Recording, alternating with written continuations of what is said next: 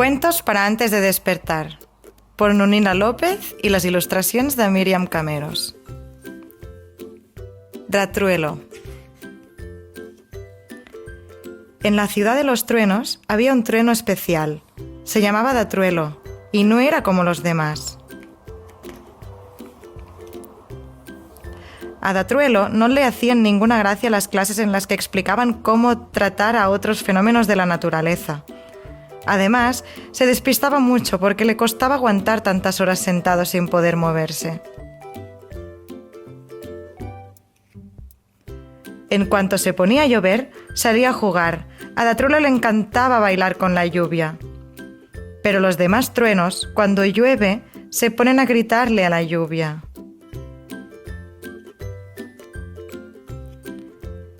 Datruelo, ¿qué haces bailando con la lluvia? A la lluvia le gritas que es tonta y se cae. Por si la lluvia no es tonta, ella canta y yo bailo. No digas más tonterías, Datruelo. ¡Castigado! A Datruelo también le gustaba salir con el sol. Tenían un buen rollo el sol y Datruelo, un feeling especial, pero los demás truenos tampoco lo soportaban. Datruelo, ¿qué haces con el sol? Los truenos tienen que ir con la tormenta, no con el sol. ¡Castigado! Pero es que el sol da calorcito. Así que como cuando no llueve hace sol, Datruelo siempre estaba castigado. Datruelo fue creciendo de castigo en castigo. Hasta que un día los truenos rectos se hartaron de Datruelo, que por más que lo castigaban no se convertía en un trueno recto, así que decidieron mandarlo a la tierra. Todos los truenos saben que si te mandan a la tierra, en cuando tocas la primera capa de la atmósfera desapareces. ¡Brum! Datruelo sabía que si cambiaba y dejaba de jugar con el sol y de bailar con la lluvia, le perdonarían, pero él se siente muy orgulloso de ser así. ¡Antes muerto que recto!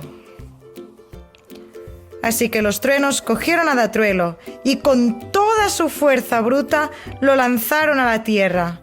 Pero justito antes de tocar la primera capa de la atmósfera,